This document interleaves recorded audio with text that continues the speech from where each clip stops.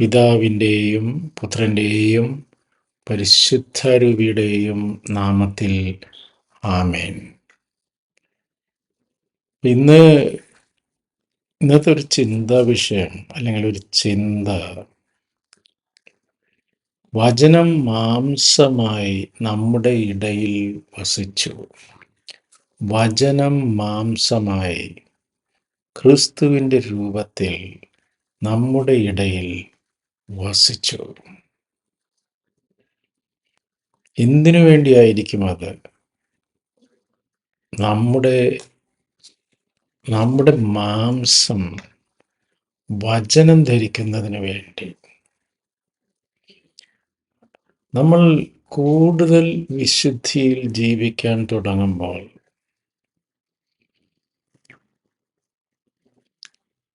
വചനം നമ്മളെ വിശുദ്ധീകരിക്കും. നമ്മുടെ വാക്കും പ്രവൃത്തിയും ചിന്തയുമെല്ലാം വചനാധിഷ്ഠിതമാകും. അപ്പോൾ നമുക്ക് അനുമാനിക്കാം, നമ്മുടെ മാംസം വചനത്തെ ധരിച്ചിരിക്കുന്നുവെന്ന്. വചനം നമ്മളെ വിശുദ്ധീകരിക്കും, അനുദിനം വിശുദ്ധീകരിക്കും. അങ്ങനെ വിശുദ്ധീകരിച്ച് അനുദിന വിശുദ്ധീകരണത്തിലൂടെ നമ്മൾ കൂടുതൽ വിശുദ്ധിയുള്ളവരാകും. നമ്മൾ ഈ ലോകത്തിൻ്റെ പ്രകാശമാകും. അങ്ങനെ പ്രകാശമായ ഒരു വ്യക്തിയാണ് അല്ലെങ്കിൽ ഒരു വിശുദ്ധനാണ് വിശുദ്ധ വിൻസെൻ്റ് ഡി പോൾ. ദരിദ്രരെ സേവിച്ച് കർത്താവിൻ്റെ വചനം അന്വർത്ഥമാക്കിക്കൊണ്ട് ഭൂമിയിൽ ജീവിച്ച വിശുദ്ധൻ. ഞാനൊക്കെ വിൻസെൻ്റ് ഡി പോളിലെ അംഗങ്ങളാണ്. പലപ്പോഴും വിശ്വാസത്തിൻ്റെ തീവ്രത ഈ വിൻസെൻ്റ് ഡി പോൾ സൊസൈറ്റിയിലൂടെയാണ് കുറച്ചെങ്കിലും ഒരു സീരിയസ് ആയിട്ടുള്ള ഒരു സ്പിരിച്വാലിറ്റി അനുഭവിക്കാൻ കഴിഞ്ഞത്. വിൻസെൻ്റ് ഡി പോൾ വഴി നമുക്ക് നമുക്ക് എപ്പോഴും സമൂഹത്തിൽ കൂടുതൽ പ്രശ്നങ്ങൾ അഭിമുഖീകരിക്കുന്നവരെ അവരുമായിട്ട് കൂടുതൽ ഇടപഴകാൻ നമുക്ക് സാധിക്കും. അതിന് കർത്താവിന് നന്ദി. ഇന്ന് വിൻസെൻ്റ് ഡി പോളിൻ്റെ ഫീസ്റ്റ് ഡേ ആണ്. വിൻസെൻ്റ് ഡി പോളിൻ്റെ ഒരു ഫേമസ് കോട്ട്, ഫേമസ് എന്ന് പറഞ്ഞാൽ എന്നെ സ്ട്രൈക്ക് ചെയ്ത ഒരു കോട്ട്. അപ്പോൾ വിൻസെൻ്റ് ഡി പോൾ പറയുന്നു, it is not enough to give soup and bread. സൂപ്പും റൊട്ടിയും മാത്രം പാവപ്പെട്ടവർക്ക് കൊടുത്തിട്ട് കാര്യമില്ല, അതുകൊണ്ട് അത് ഉതകുകയില്ല. ഇത് പൈസക്കാർക്ക് ചെയ്യാൻ പറ്റുന്ന ഒരു കാര്യമാണ്. ഏത് ധനവാനും റൊട്ടിയും സൂപ്പും പാവപ്പെട്ടവർക്ക് കൊടുക്കാൻ സാധിക്കും. പക്ഷെ you are the servant of the poor. നിങ്ങൾ പാവങ്ങളിൽ പാവപ്പെട്ടവരുടെ വേലക്കാരനാണ്. Always smiling and good humour. എപ്പോഴും സന്തോഷമുള്ളവനും നല്ല ഒരു സന്തോഷത്തിലിരിക്കുന്നവനും നല്ല തമാശ മറ്റുള്ളവരെ സന്തോഷിപ്പിക്കാൻ സാധിക്കുന്നവനുമൊക്കെ ആയിരിക്കണം.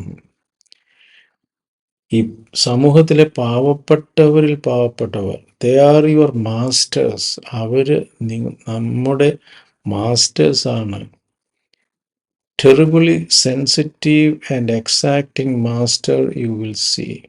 ഭയങ്കര ഡിമാൻഡിങ് ആയിട്ടുള്ള മാസ്റ്റേഴ്സാണ് നമ്മുടെ മാസ്റ്റേഴ്സാണ് ഈ സമൂഹത്തിലെ പാവപ്പെട്ടവരിൽ പാവപ്പെട്ടവർ.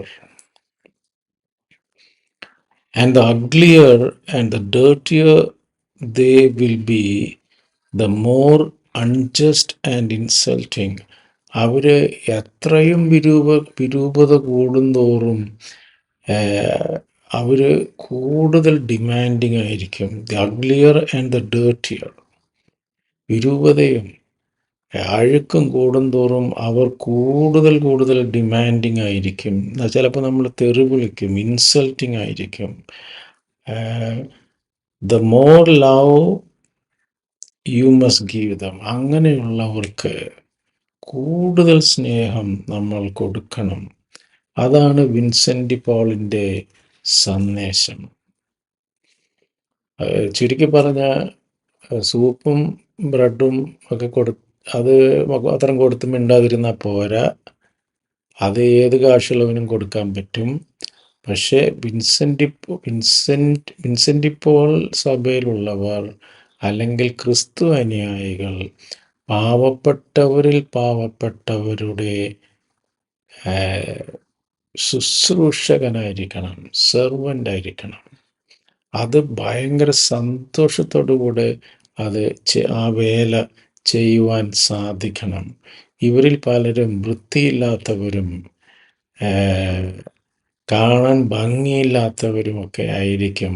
അവർ എത്രത്തോളം വിരൂപരാണോ, വിരൂപതയും വൃത്തിയില്ലായ്മയും കൂടി വരുന്തോറും അവർ നമ്മളെ ശപിക്കാൻ സാധ്യതയുണ്ട്, നമ്മളോട് ദേഷ്യപ്പെടാൻ സാധ്യതയുണ്ട്. പക്ഷെ അതെല്ലാം വളരെ സ്നേഹത്തോടുകൂടെ അവർക്ക് അങ്ങനെയുള്ളവർക്ക് കൂടുതൽ സ്നേഹം കൊടുക്കാൻ നമുക്ക് സാധിക്കണം. അപ്പോഴാണ് നമ്മൾ യഥാർത്ഥ ക്രിസ്തു അനുയായികൾ ആകുന്നത് എന്നാണ് വിശുദ്ധ വിൻസെൻ്റ് പോൾ നമ്മളോട് പറയുന്നത്. വിൻസെൻ്റ് പോളിൻ്റെ ഒരു വാക്യമാണ്, വേറെ കുറേ കോട്ട്സ് ഉണ്ട്. അതിനകത്ത് ഇന്ന് പറയാൻ ആഗ്രഹിച്ചത് ഇതാണ്. അതുപോലെ തന്നെ സുഭാഷിതങ്ങൾ 14:31, ദരിദ്രരെ ഞെരുക്കുന്നവൻ സൃഷ്ടാവിനെ നിന്ദിക്കുന്നു. ദരിദ്രനെ ഞെരുക്കുന്നവൻ സൃഷ്ടാവിനെ നിന്ദിക്കുന്നു. പാവപ്പെട്ടവരോട് ദയ കാണിക്കുന്നവൻ അവിടുത്തെ ബഹുമാനിക്കുന്നു. വീണ്ടും യേശയ്യ 58:7, വിശക്കുന്നവനുമായി ആഹാരം പങ്കുവയ്ക്കുകയും ഭവനരഹിതനെ വീട്ടിൽ സ്വീകരിക്കുകയും നഗ്നനെ ഉടുപ്പിക്കുകയും സ്വന്തക്കാരിൽ നിന്ന് ഒഴിഞ്ഞു മാറാതിരിക്കുകയും ചെയ്യുന്നതല്ലേ അത്. അപ്പോൾ നിന്റെ വെളിച്ചം പ്രഭാതം പോലെ പൊട്ടിവിരിയും, നീ വേഗം സുഖം പ്രാപിക്കും. നിന്റെ നീതി നിന്റെ മുൻപിലും കർത്താവിൻ്റെ മഹത്വം നിന്റെ പിൻപിലും നിന്നെ സംരക്ഷിക്കും. നീ പ്രാർത്ഥിച്ചാൽ കർത്താവ് ഉത്തരമരുളും. നീ നിലവിളിക്കുമ്പോൾ ഇതാ ഞാനെന്ന് അവിടുന്ന് മറുപടി തരും. മർദ്ദനവും കുറ്റാരോപണവും ദുർഭാഷണവും നിന്നിൽ നിന്ന് ദൂരെ അകറ്റുക. വിശക്കുന്നവന് ഉദാരമായി ഭക്ഷണം കൊടുക്കുകയും പീഡിതർക്ക് സംതൃപ്തി നൽകുകയും ചെയ്താൽ നിന്റെ പ്രകാശം അന്ധകാരത്തിൽ ഉദിക്കും. നിന്റെ ഇരുണ്ട വേളകൾ മധ്യാഹ്നം പോലെയാകും. കർത്താവ് നിന്നെ നിരന്തരം നയിക്കും. മരുഭൂമിയിലും നിനക്ക് സമൃദ്ധി ഉണ്ടാകും. നിന്റെ അസ്ഥികളെ ബലപ്പെടുത്തും. നനച്ചു വളർത്തിയ പൂന്തോട്ടവും വറ്റാത്ത നീരുറവയും പോലെ ആകും നീ. എപ്പോഴാണ് ഇങ്ങനെയൊക്കെ ആകുന്നത്? വിശക്കുന്നവനുമായി ആഹാരം പങ്കുവയ്ക്കുകയും ഭവനരഹിതനെ വീട്ടിൽ സ്വീകരിക്കുകയും നഗ്നനെ ഉടുപ്പിക്കുകയും സ്വന്തക്കാരിൽ നിന്ന് ഒഴിഞ്ഞു മാറാതിരിക്കുകയും ചെയ്യുന്നതല്ലേ അത്. ഇങ്ങനെയൊക്കെ ചെയ്യുമ്പോൾ നമ്മൾ കർത്താവിന് പ്രിയങ്കരനായിരിക്കും. കർത്താവിൻ്റെ വെളിച്ചം നമ്മിലൂടെ ഈ ഭൂമിയിൽ വ്യാപിക്കും. നമ്മൾ വാക്കുകൾ ഉപയോഗിക്കാതെ വചനം പ്രഘോഷിക്കുന്നവരായി മാറും. അപ്പം എന്നെ കർത്താവേ കർത്താവേ എന്ന് വിളിക്കുന്നവരല്ല, എൻ്റെ വചനം കേൾക്കുകയും അവ ധ്യാനിക്കുകയും അതനുസരിച്ച് ജീവിക്കുകയും ചെയ്യുന്നവരെയാണ് എനിക്ക് പ്രിയമെന്ന് കർത്താവ് തന്നെ നമ്മളോട് പറഞ്ഞിട്ടുണ്ടല്ലോ.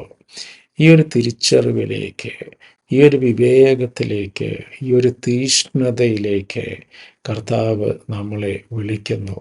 ഇതാണ് യഥാർത്ഥ ക്രിസ്തു അനുയായി ചെയ്യേണ്ടത്.